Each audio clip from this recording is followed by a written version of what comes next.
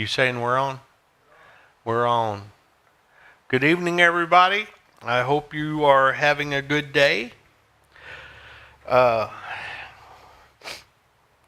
If you're in this area, please stop by and see us. We do have some very interesting conversations at times and some very interesting things going on. And we'd be glad to see you. Tonight, we're going to be in chapter 3 of 2 Timothy is where we're going to start. And this is Paul, a little backstory. Paul was writing to Timothy, the second letter. And this chapter 3, 2 Timothy, is where he was talking about the attitude of the people in the last of the days. And as I read this, and I'm going to give some comment, I want you to really think about it and pick it out, because from everything I see, from the people I talk to, we're already there. The attitude of the people is growing more cold and calloused every day. Every day. People have lost their manners. People have got a false sense of what is owed to them. I'm trying to be nice here. And people has forgotten who is actually the most important thing you should have. Now, Christians, I want you to hear this, and I want you to hear it close and loud. The fault that remains here is our own. We have let this happen. For the last 30 years or longer, we have been silent for too long, and we have let this earth go, and we have let Satan take over everything, including our younger generation. You know, one of the main things I used to always get so shocked at, you remember the big craze in the 70s and 80s about there was a nice psychologist that tried to teach us how to raise our own kids, and yet he had no children, but they thought he was just telling just absolute great things. You know? Well, let me tell you. He didn't have kids, so I guess, if he had kids, he would have changed his tune real quick, because what he was mentioning doesn't really work. And you see where we're at now because of it. Let me explain it to you this way. Both of my boys, I can take anywhere at any time and not have to fear or worry about them disrespecting their mother, their grandmother, or me, because they were raised in a very loving attitude of the house. Very loving.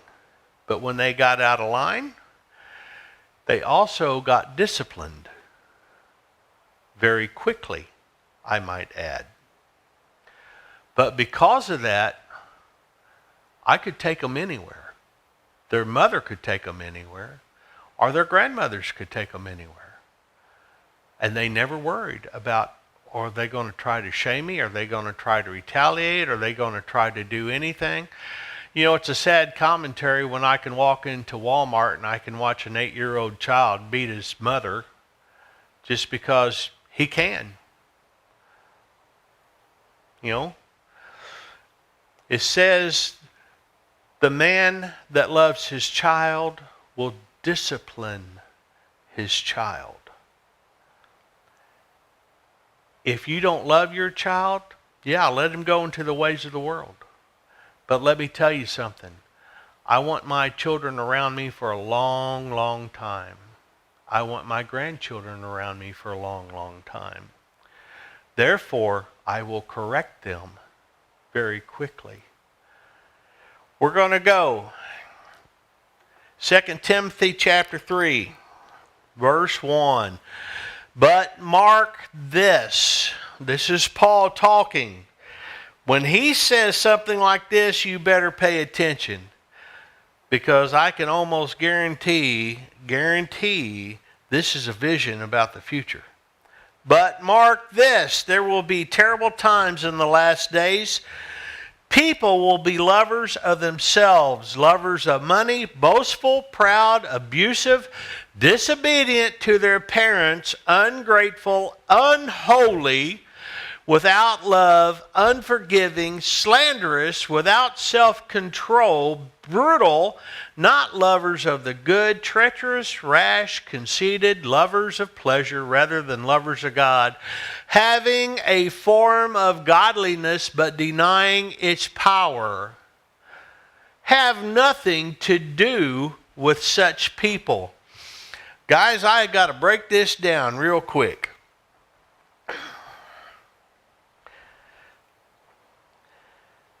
People that love themselves, that's actually called a narcissist. They come first and foremost, and there's nothing greater than them. I remember from the time I was quite young, you could hardly ever find a true narcissist. Now, you could find a lot of people that were arrogant, and I do mean arrogant, but not true narcissists. I've seen quite a few here lately because they don't care about anything but themselves. We have no discipline. Everybody thinks the world runs on money, money, money, money. To a point it does. It's the want of money that's going to get you. Okay? People have got this great thing about pushing themselves up. They're boastful. They're proud. Okay? The bravado that comes out of people nowadays, I'm almost ashamed to listen to it. Okay? When somebody does you a favor, do you have manners and say thank you? I've seen people, man, that just go on by like you're nothing when you're trying to help them out. Okay? People are unholy. They have no love. They have calloused hearts. We're there now. 2 weeks ago, there was a story of a man in New York that died on the street. People walked right over the top of his body and kept on going, and not a single person tried to help him until after like a half hour. He dead. But people did not care enough about another human being to stop and check on him, to try to help. What's wrong with us? What's wrong with us? We love our own pleasures, and we have taken God completely out of the picture in most instances in this world. I want you to really think about that.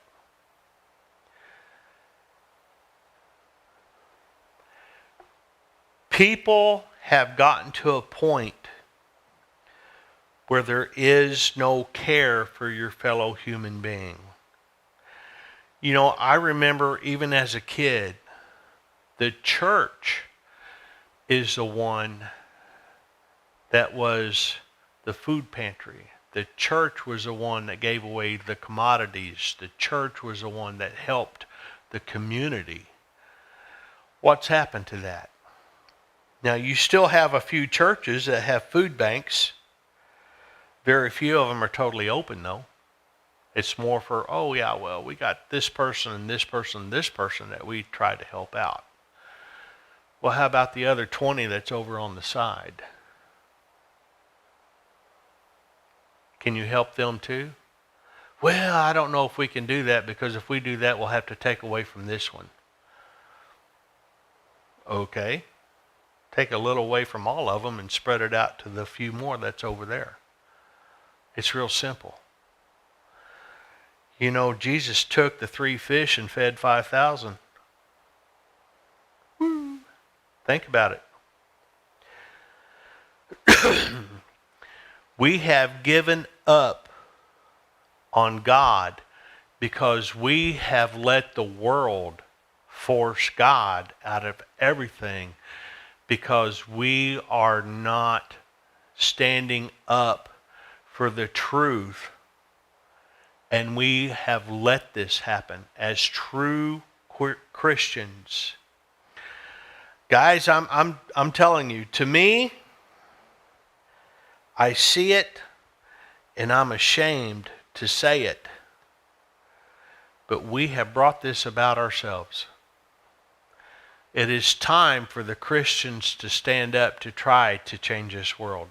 But Satan is in there in such a heavy toehold on this world, it's going to be nearly impossible until the few that remain start lifting their voices to God and praying to be relieved from this.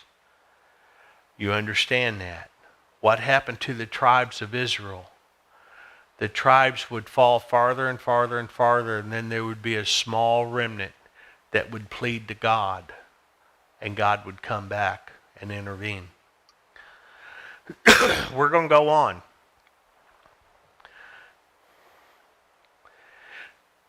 Verse 6, they are blind who worm their way into homes and gain control over gullible women, who are loaded down with sins and are swayed by all kind of evil desires, always learning but never able to come to the knowledge of the truth. Just as Jannes and Jambres opposed Moses, so also these teachers, listen close, pastors, so also these teachers oppose the truth. They are men of depraved mind who, as far as faith is concerned, are rejected.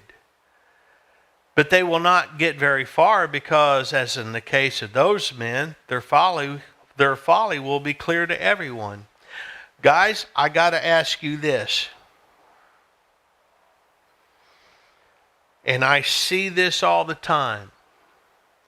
How come a pastor that will actually preach the truth in this pulpit doesn't last very long in a church? Answer. Think about it. Because he's not tickling the ear of those that are setting out in that pew section. Therefore, he won't last long, because he's not bidding to them instead of them bowing to God. You understand this? The mega church pastors that you see on TV, why is that? Because they tickle the ear. They won't give you true scripture or a true message. They tickle your ear. Oh, everything will be just fine. You just have to believe. You know, you messed up. No, you sinned. It's that simple. Yes, you did mess up, but you sinned. Don't just say that, well, you know, I failed. Well, yeah, I sinned. Nobody wants to hear that, though.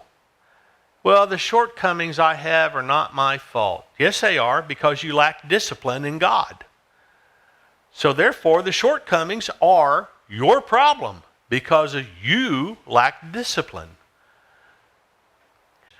We have got to be responsible for our own actions. Pastors and teachers, you are held in a higher account of what you say and what you do in that congregation or in that classroom of the church. Your words count double. And when you mess up, it's not going to be good. Trust me.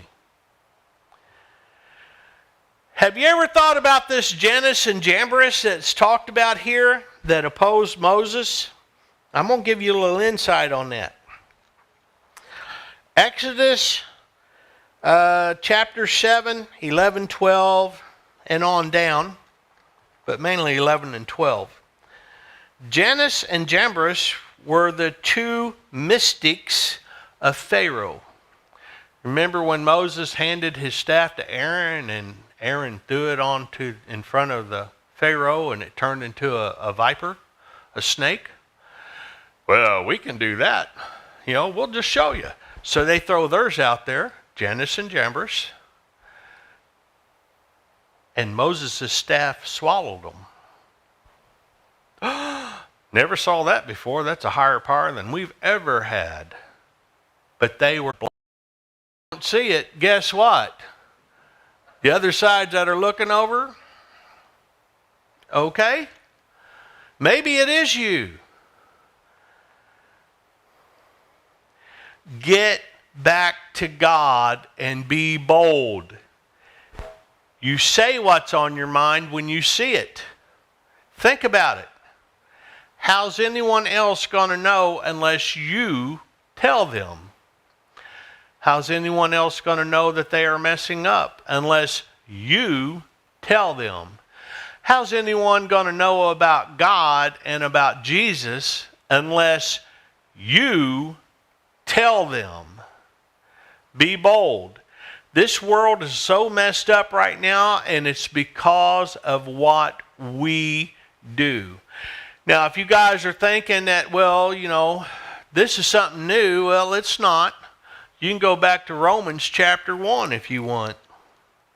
Let's go. They invent ways of doing evil. They disobey their parents. They have no understanding, no fidelity, no love, no mercy. Although they know God's righteousness decrees that those who do such things deserve death, they not only continue to do these very things, but also approve of those who practice them. We are still in that mode, and it has been multiplied. I remember a time in my life that people would hide their sin. Even though they were still doing it, they would hide it. Oh, I know I'm doing wrong, but oh my. Now they don't even care. They don't care about hiding it. At least they're open about it, huh?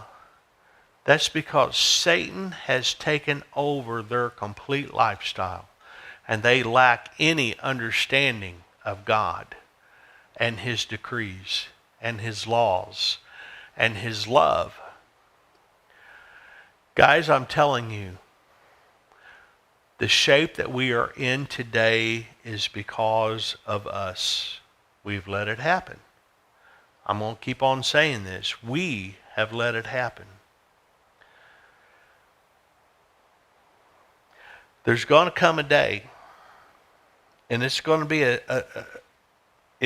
terrible day for most people, because it's going to be the day of judgment.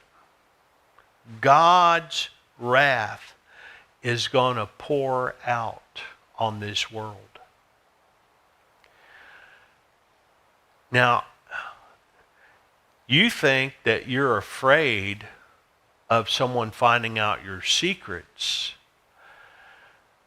But what happens when you have to stand in front of God? And everything in your life is going to be shown back to you. And you have to be accountable for everything you did, good, bad, or indifferent. Everything. Now here's going to be my biggest fear. Hey, Paul, when this happened, why didn't you speak up? Well, I was afraid to, Lord. Why? I was right there with you. Why didn't you speak up? You could have cut this off before it ever began. You failed.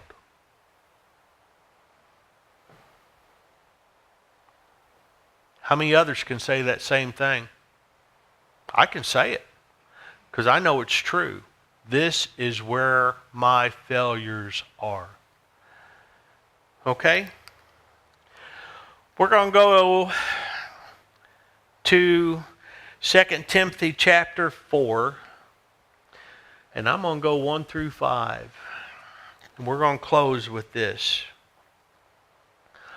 In the presence of God and of Christ Jesus, who will judge the living and the dead, and in view of his appearing in his kingdom, I give you this charge. In other words, do this. I give you this charge. Preach the word. Be prepared in season and out of season. Correct, rebuke, and encourage with great patience and careful instruction. For the time will come when people will not put up with sound doctrine. Woo, we're there now. Instead, to suit their own desires, they will gather around them a great number of teachers. Pastors, are you listening to this? They will gather around them a great number of teachers to say what is their itching ears want to hear. They will turn their ears away from the truth and turn aside to myths. But you, keep your head in all situations, endure hardship, do the work of an evangelist, discharge all the duties of your ministry. We are at that point. You turn on a TV, and I want you to really listen to an evangelist that's there.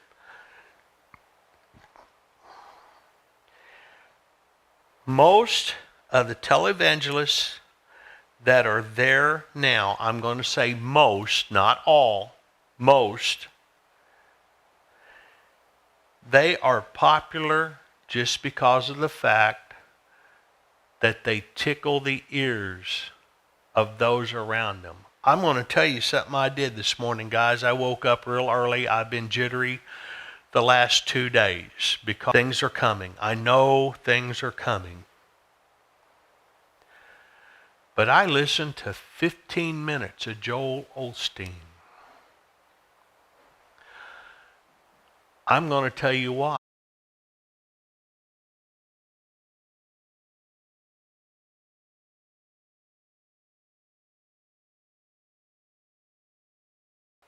I'm not okay with that. And I will pay that consequence. So, here's my thing. If my life is over tomorrow, I don't care. Because I'm going to be with God. Now, I'm going to tell you this. I hope God gives me another 20 years. Because there's some things I'd like to see.